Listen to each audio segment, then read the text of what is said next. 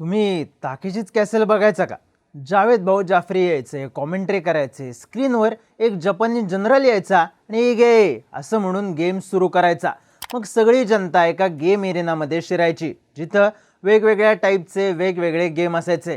माणसं पडायची, पाण्यात डुबायची, पुन्हा उभी राहायची. यात सगळ्या गेम्समध्ये जो टिकणार तो फायनल शोडाऊनमध्ये जाणार आणि तिथं जिंकणार तो गेमचा बादशाह ठरणार. हे सगळं हसत खेळत होत असल्यामुळं बघायला मजा यायची. पण स्क्विड गेमचा विषय मात्र असा नाहीये. इथं माणूस हुकला की संपला, जीवाला मुकला. इथं सगळं हसत खेळत होत नाही. इथं थ्रिल आहे, सस्पेन्स आहे आणि माणूस मेल्याचं दुःख सुद्धा. फरक एवढाच आहे की ताकीशीच कॅसल खऱ्या आयुष्यात घडायचं आणि स्क्विड गेम फक्त एक वेब सिरीज आहे. पण यात एक ट्विस्ट आहे. स्क्विड गेम खऱ्या आयुष्यात घडून गेल्याची थेअरी. साऊथ कोरियातल्या द ब्रदर्स होममुळे स्क्विड गेमची आयडिया आली का?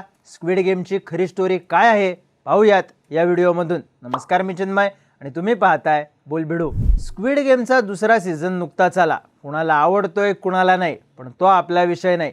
स्क्विड गेममुळे इंस्टाग्रामवर एक रील व्हायरल झालं. यात गुलाबी आणि हिरव्या रंगाचं एक ओसाड घर दिसतंय, ज्यावर लिहिलंय हे तेच घर आहे जिथे 1988 मध्ये खऱ्या खुऱ्या स्क्विड गेम पार पडल्या होत्या. रील व्हायरल होण्याचा अवकाश लोकांनी थेऱ्या मांडायला सुरुवात केली. कुणी म्हणलं इथे एकदा स्क्विड गेम झाल्या आणि त्यानंतर हे घर बंद आहे. कुणी म्हणलं नॉर्थ कोरिया आणि साऊथ कोरियाच्या बरोबर बॉर्डरवर जमिनीच्या खाली हे घर आहे, इथं कुणीच जाऊ शकत नाही. एवढं वाचून किम जोंग उन गप कसा काय बसला असेल हा प्रश्न डोक्यात आला. पण जरा शोधल्यावर समजलं इन्स्टावर व्हायरल होणारं रील AI जनरेटेड आहे. AIच्या दुनियेतला राजा माणूस असणाऱ्या एका कार्यकर्त्यानं बनवलेलं. आता यामुळं काय झालं तर लोक म्हणाले स्क्विड गेम खऱ्या स्टोरीवर नाहीच आहे, ते आपलं कल्पना विश्वात खेळवलं गेलंय. पण तेवढ्याच स्क्विड गेमच्या क्रिएटरचं एक स्टेटमेंट व्हायरल झालं. स्क्विड गेमसाठीचं इन्स्पिरेशन खऱ्या आयुष्यात पाहिलेल्या हिंसाचारावरून मिळालं असं. नवं स्टेटमेंट, नवी थेअरी पुढे यायचं कारण ठरलं. थेअरी काय होती तर साऊथ कोरियामधलं द ब्रदर्स होम म्हणजे खरं स्क्विड गेम. अशी जागा जी भयानक होती, स्क्विड गेम पेक्षाही भयानक. 1988 साली साऊथ कोरियाच्या सेऊलमध्ये ऑलिम्पिक्स होणार होतं. एवढा मोठा इव्हेंट आपल्या देशात होत असल्यामुळं साऊथ कोरियाला देशाची इमेज किती भारी आहे हे दाखवायचं होतं. त्यासाठी त्यांनी ठरवलं रस्त्यावरच्या भिकाऱ्यांना एका घरात आश्रय द्यायचा. बुसानमध्ये 1976-77च्या आसपास ही मोहीम सुरू झाली. रस्त्यावर झोपणारे, खायची, राहायची आणि जगायची सोय नसणारे लोक त्यांनी गोळा करायला सुरुवात केली आणि त्यांना एका वेलफेअर होममध्ये नेलं. आपल्या देशातली गरिबी झाकणं हेच साऊथ कोरियाचं टार्गेट नव्हतं, तर या लोकांना ब्रदर्स होममध्ये आणायचं, त्यांना चांगलं चुंगलं खायला घालायचं, चांगले कपडे, चांगलं शिक्षण द्यायचं आणि मग पुन्हा सोडायचं असा प्लॅन ठरला होता. पण साऊथ कोरियातल्या लोकांना एक वेगळाच अनुभव आला. Wake up to reality. या ब्रदर्स होममध्ये वेगवेगळ्या वयाची 38,000 माणसं आणली गेली आणि सुरू झाला एक अघोरी खेळ, मारहाण, टॉर्चर आणि जबरदस्तीचा. या ब्रदर्स होमचा मालक होता पार्क किन जेऊन. याला त्याच्या सामाजिक कामासाठी देशाकडून 2 मेडल्स मिळाले होते. याच्या सरकारमध्ये बड्या अधिकाऱ्यांशी ओळखी होत्या, त्यामुळं तो जे काही करत असेल ते देशाच्या भल्यासाठीच हा शिक्का त्याच्यावर पक्का बसलेला. या शिक्क्याच्या नावाखाली ब्रदर्स होममध्ये भयानक छळ सुरू झाला. प्रौढ व्यक्तींना मोकळ्या मैदानात, शेतात किंवा फॅक्टरीमध्ये काम करायला जावं लागायचं, तर लहान मुलांना शिवणकामासारखी कामं सतत करावी लागायची. पण खरं टॉर्चर हे नव्हतं. खरं टॉर्चर म्हणजे इथल्या प्रत्येकाला एका ठराविक पोस्चरमध्येच वावरावं लागायचं. कोणी गरजेपेक्षा जास्त वाकायचं नाही आणि कोणीच नियमापेक्षा जास्त ताट बसायचं नाही. रोजची मारहाण ठरलेली. कधी खांद्यावर पाण्याच्या बादल्या घेऊन उभं राहावं लागायचं, तर कधी पाण्याचा मारा सहन करावा लागायचा. लैंगिक अत्याचार तर किती व्हायचे याची मोजदादच नसायची. ब्रदर्स होममधल्या लोकांना एखाद्या रविवारी जवळच्याच डोंगरावरच्या चर्चमध्ये नेलं जायचं. त्या चर्चच्या मागे एक दफनभूमी होती. प्रत्येक वेळी या दफनभूमीत नुकतंच दफन पार पडलेल्या जागा दिसायच्या, प्रत्येक वेळी नव्या. ब्रदर्स होममधल्या लोकांसाठी हा मेसेज असायचा, खास करून जे अत्याचार आणि मारहाणीच्या विरोधात आवाज उठवायचा प्रयत्न करायचे त्यांच्यासाठी. कारण इथे 551 मृत्यू झाल्याचा आकडा सांगण्यात येतो, पण हा आकडा खरा आहे की खोटा याबद्दल कोणीही काहीही बोलत नाही. पण ब्रदर्स होमचा कारभार पाहायचं कोण तर पार्क किन जेऊननं कामाला ठेवलेली माणसं. या माणसांचा एक पॅटर्न होता.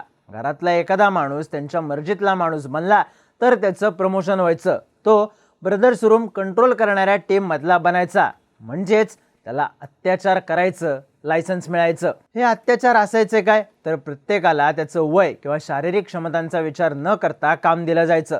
ते पूर्ण झालं नाही की मारहाण नक्की. मारहाण इतकी असायची की त्यातच कित्येकांचा मृत्यू व्हायचा. इथल्या अनेक मुली आणि महिला अत्याचारामुळे गर्भवती राहिल्या. त्यानंतर त्यांच्या पोटी जन्माला आलेल्या नवजात बाळांना दत्तक देण्याच्या नावाखाली परदेशात विकण्यात आलं, अशी माहितीही तपासात पुढे आली. तोवर कित्येक जीव गेले होते आणि कित्येक जीव पोरके झाले होते, आई वडील असून सुद्धा. पण या सगळ्याचा तपास आणि चौकशी झाली कधी तर 1987 मध्ये काही लोकल पोलिसांनी केलेल्या तपासात इथलं सत्य उलगडलं, ज्यात ब्रदर्स होम मधून पळून गेलेल्या लोकांचा मोठा वाटा होता. पण पोलिसांच्या तपासात फक्त टॉर्चरचं सत्य समोर आलं नाही, तर आणखी एक धक्का देणारा खुलासा झाला. द ब्रदर्स होम मध्ये जितकी लोक होती त्यातली 10% कमी लोक ही गरीब किंवा रस्त्यावर राहणारी होती. बाकीची लोक अक्षरशः उचलून आणली होती. कोणी बूट पॉलिश करणार होतं, कोणी बाहेर खायला आलं होतं, तर काही लहान मुलं पोलीस स्टेशनमध्ये मदत मिळण्याच्या आशेनं. पण अशा सगळ्यांनाच द ब्रदर्स होममध्ये नेण्यात आलं आणि तिथे सुरू झाला जीवघेणा खेळ. ज्यात आनंद मिळत होता तो फक्त छळ करणाऱ्यांना. बुसानमधलं हे द ब्रदर्स होम 1987 पर्यंत सुरूच होतं, तिथल्या जीवघेण्या अत्याचारांसोबत. पण या सगळ्याचं स्क्विड गेम कनेक्शन काय तर फोटो सोडले तर काहीच नाही. द ब्रदर्स होम मध्ये लोकांना एकाच प्रकारचे कपडे देण्यात आले होते, त्यातही इथं लोकांना दिलेले निळे ट्रॅकसूट्स आणि स्क्विड गेम मध्ये देण्यात आलेले ट्रॅकसूट्स थोडेफार सारखे दिसतात.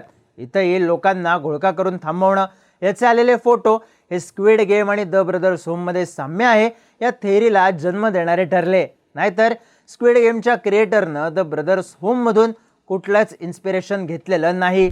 मुळात स्क्विड गेमला खऱ्या आयुष्यातल्या इन्स्पिरेशनचा आधार आहे तो मेन कॅरेक्टर पुरताच.